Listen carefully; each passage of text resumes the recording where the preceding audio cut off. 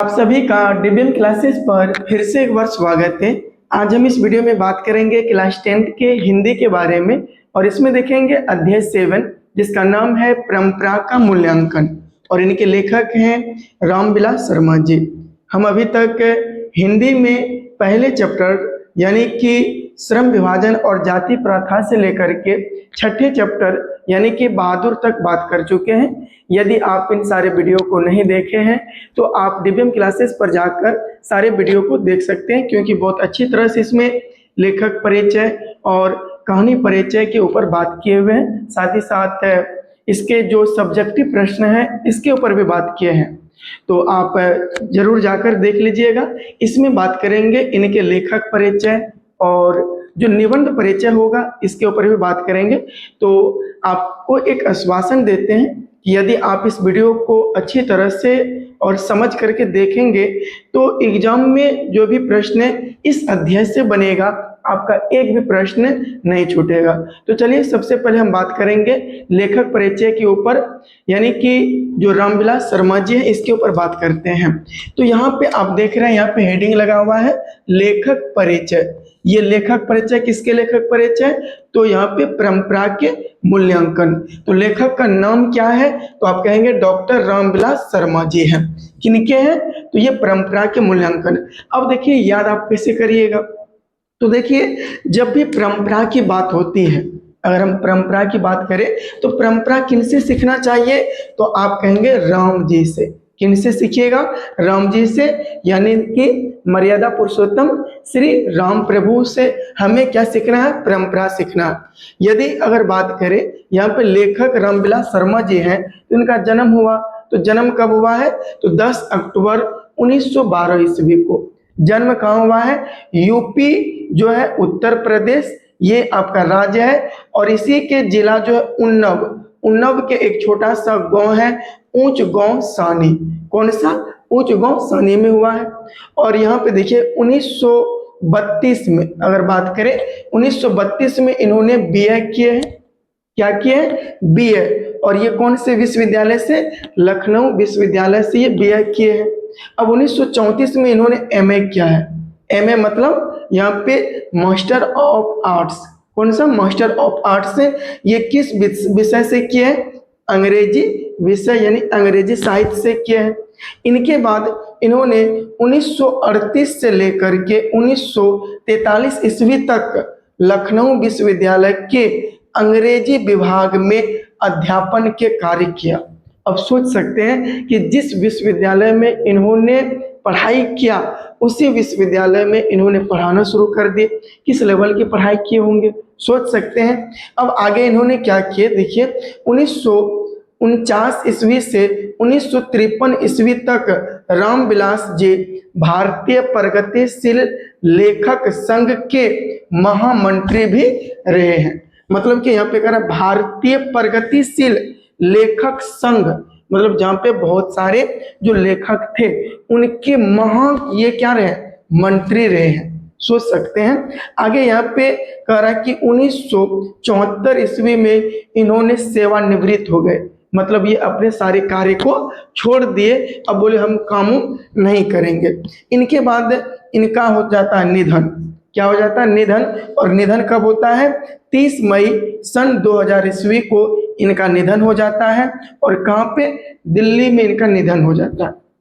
देखिए एक चीज आप याद रखिएगा, इनके जो निबंध है, निबंध से प्रश्न नहीं बनता है, इनके लेखक परिचय से यहाँ पे प्रश्न बनेगा ऑब्जेक्टिव। इसलिए आप यहाँ पे विशेष रूप से ध्यान दीजिए कि जो लेखक है, लेखक का जन्म कब हुआ, कहाँ पे हुआ और इनकी पढ़ाई कैसे हुई, इनके बाद आगे ये कब तक कार्य किए, मृत्यु इनका कब हो गया, इनके बाद इनके कुछ यहाँ पे रचनाएं हैं। चलिए ये भी देख लेते हैं रचना क्या है। तो यहाँ पे लिखे हेडिंग में कि इनके प्रमुख रचनाओं के नाम है, क्योंकि जो भी कवि होते हैं या लेखक होते हैं, जो निबंधकार होते हैं, हम उनको तब पढ़ते हैं जब वो रचना करते हैं।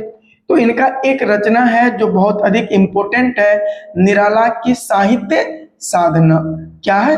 निराला की साहित्य साधना। ये इतना फेमस है, इतना फेमस है कि इनको इस लेख पर साहित्य अकादमी पुरस्कार भी मिला है। यह एक पुस्तक का नाम है निराला की साहित्य साधना। जो पुस्तक है इस पर इनको क्या मिला है? साहित्य अकादमी पुरस्कार मिला है। और आगे देखिए क्या है, आचार्य रामचंद्र शुक्ल और हिंदी आलोचना, यह एक इनका रचना है।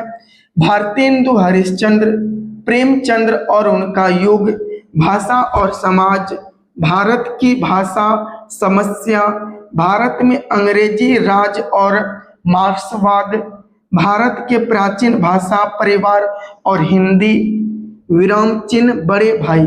ये सारे इनके क्या है? प्रमुख रचना है। इनमें ये कई बार पूछा गया है कि निराला की साहित्य साधना किनकी रचना है, तो ये जो है रामविलास शर्मा जी का है। इनके बाद ये भी पूछा गया है कि भारत की भाषा समस्या किसकी रचना है? विराम चिन्ह। इनके बाद ये भी पूछा गया कि भारतेंदु हरिश्चंद्र। तो ये कुछ प्रमुख हैं। आप ऑब्जेक्टिव जब पढ़े होंगे तो आपको पता चला होगा कि इसमें से कौन सा प्रश्न है जो बार बार इनकी रचना पूछा जाता है। तो ये रह गया इसका लेखक परिचय। अब क्या करिए कि इनको आप अपने नोटबुक में नोट कर लीजिए। अब बात करेंगे यहाँ पे निबंध परिचय के ऊपर। इस अध्याय को निबंध कहा गया। क्यों कहा गया है? क्योंकि आप जो पढ़ रहे हैं इस अध्याय को, इसका नाम क्या है?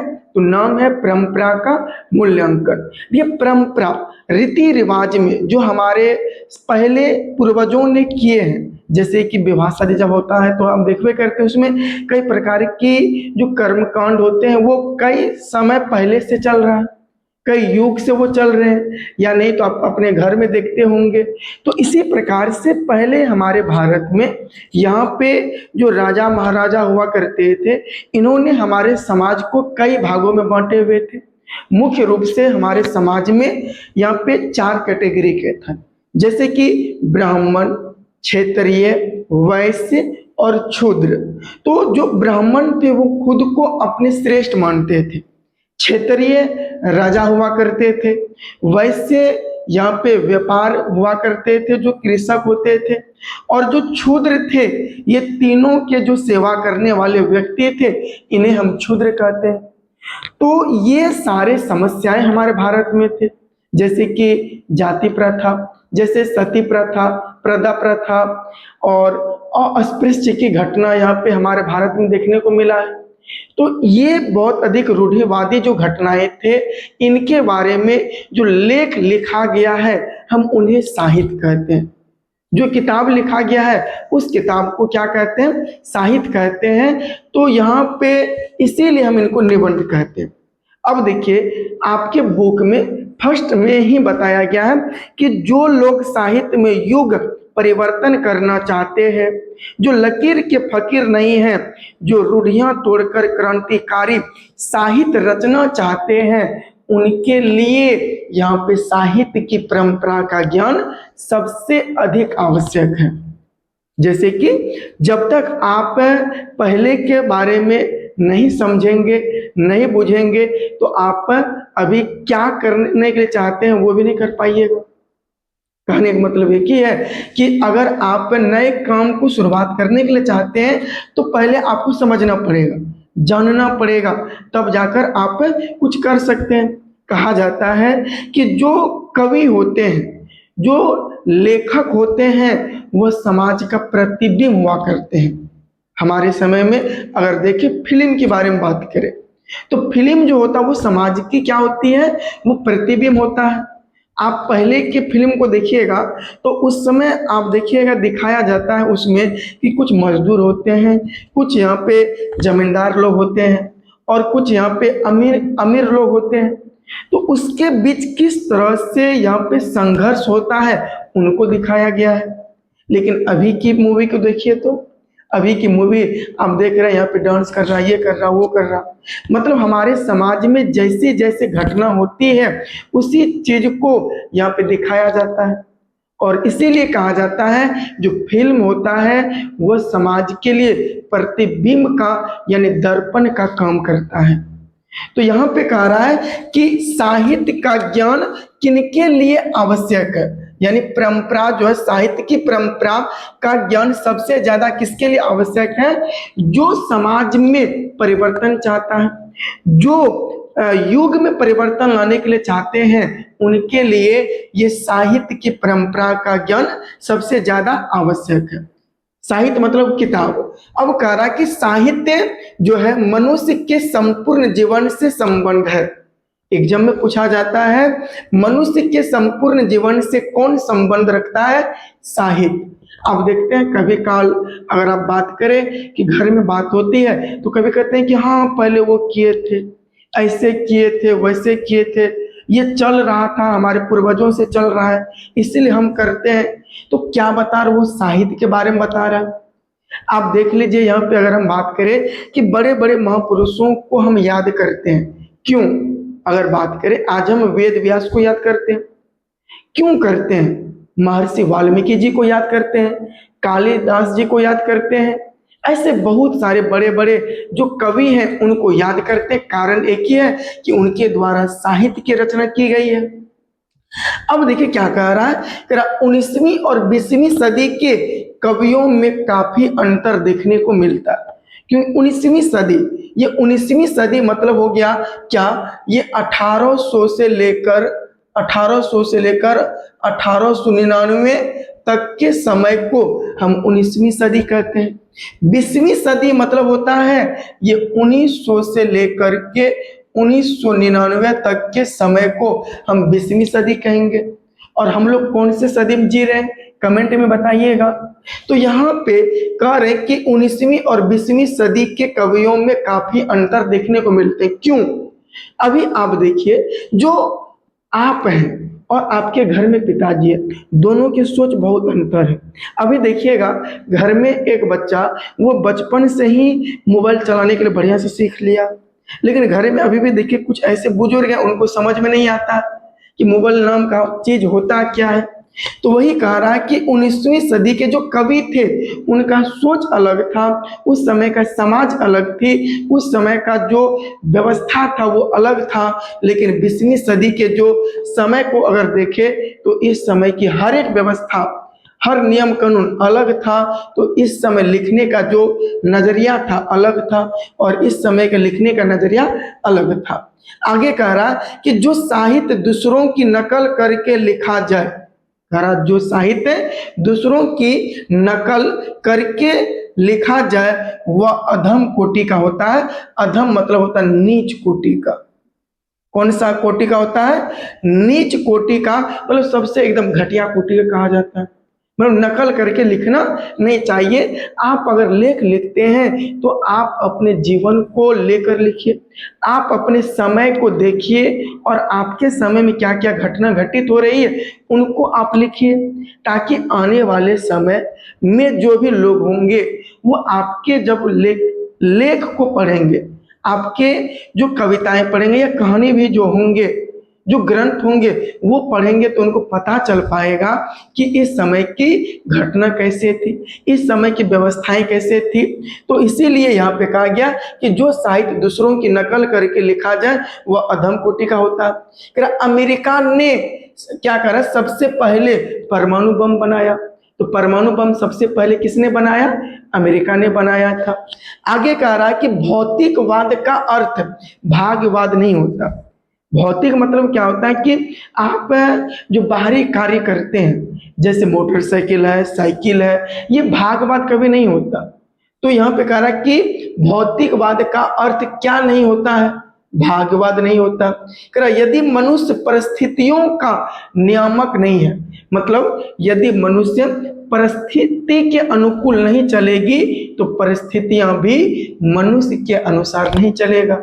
कहने का मतलब ये है कि यदि मनुष्य परिस्थितियों का नियामक नहीं है तो परिस्थितियां भी मनुष्य की नियामक नहीं है। अर्थात दोनों का संबंध क्या है? द्वंद्वात्मक है। मतलब प्रकृति जो है मनुष्य पे डिपेंड है। अब मनुष्य किस पे डिपेंड है? प्रकृति पे। क्योंकि अगर बात करें कि आज प्रकृति देखिए आज बहुत अधिक क्षतिग्रस्त हो रहा, किसके कारण? मनुष्य के कारण। यदि मनुष्य अपने आप को अगर संभाल ले तो यहाँ प्रकृति बच जाएगा। आज देख सकते हैं कि आज का जो ग्लोबल वार्मिंग देख रहे हैं, गर्मियां देखिए, ठंडी आ जाता है, गर्मी बहुत अधिक हो जाता है। कारण क्या है?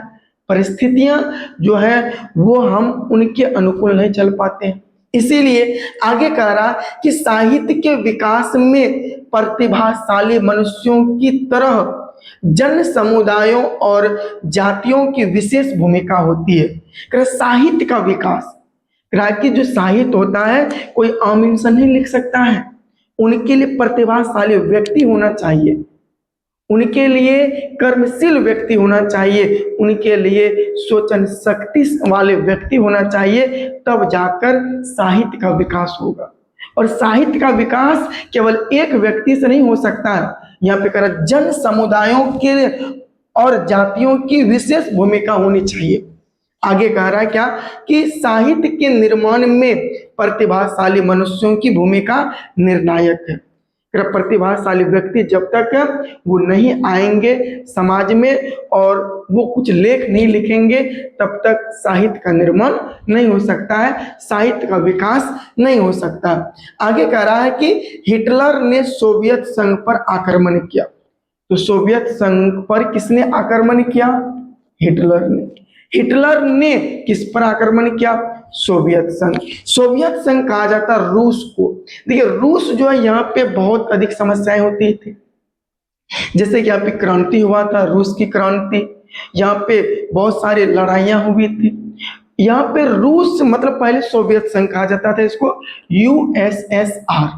जब 1991 ईस्वी में रूस को जब 15 भागों में तोड़कर बांट दिया गया, तब जाकर जो सोवियत संघ था वो रूस कहने लगा, इनको रूस कहने लगे। किसको? सोवियत संघ को। आगे कह रहा कि सोवियत संघ में बहुजातीय राष्ट्रीयता का पुनर्निर्माण हुआ। मतलब पुनर्निर्माण मतलब फिर से निर्माण हुआ, और बहुजातीय मतलब क्या होता है कि बहुत सारे जाति के लोग, फिर से इसमें निर्माण हुआ। आगे कह रहा है कि 1917 की क्रांति के बाद रूसी और गैर रूसी, रूसी मतलब रूस के लोग, गैर रूसी मतलब हो गया कि अलग देश के लोग जो रूस के नहीं है, कह रहा कि जातियों के आपसी संबंधों में बहुत बड़ा परिवर्तन हुआ। परिवर्तन मतलब बदलाव हुआ। तो यहाँ पे आप समझे होंगे क्या कि ये जो है ये हमारे पूर्वजों के बारे में, हमें पिछले समय के बारे में ये अध्याय बताने को चाहता है। मतलब कि हमारे पहले समय में जाति प्रथा कैसे थी। आज हम भीमराव अंबेडकर को पढ़ते हैं, अगर भीमराव अंबेडकर की पहली घटना को देख लीजिए, आप महात्मा गांधी जी के बारे में पढ़ते हैं, तो ये सब जो लोग हैं ये क्या किए, इन्होंने समाज से लड़े। जैसे ज्योतिबा फूले को देख लीजिए, दयाराम साहनी को देख लीजिए, इसके बाद दयानंद सरस्वती जी हैं, इनके बाद अगर देखेंगे तो ये राजा राम मोहन राय। तो ये सारे जो लोग, इनको हम क्यों याद करते हैं? कारण एक ही है कि हमारे जो पूर्वज थे ये छोटी छोटी बातों पे, यहाँ पे जाति प्रथा, यहाँ पे बहुत सारी समस्याएं हुआ करता था। यहाँ पे जो छोटे वर्ग के लोग थे उनके ऊपर शोषण क्या करते थे बहुत अधिक तरह से। तो इन सारे चीजों के बारे में इसमें बताया गया है। जब आप अध्याय को पढ़ेंगे तो आपको बहुत कम समझ में आएगा, क्योंकि ये कहानी नहीं है, इसीलिए हम कुछ पॉइंट को लेकर के हम समझाने का प्रयास किए हैं। उम्मीद करते हैं कि ये आपको समझ में आया होगा। यदि समझ में आया तो आप लिखने के लिए चाहते हैं लिख सकते हैं। अब हम नेक्स्ट वीडियो में इसी का जो सब्जेक्टिव प्रश्न है, बस 2 गो है, बहुत अच्छी तरह से बस 2 ही पूछा जाता है, उन्हीं के माध्यम से और अच्छी तरह से आपको समझा देंगे। तो नेक्स्ट वीडियो में इनके सब्जेक्टिव प्रश्नों को लेकर मिलते हैं। आज के लिए यहीं तक, धन्यवाद।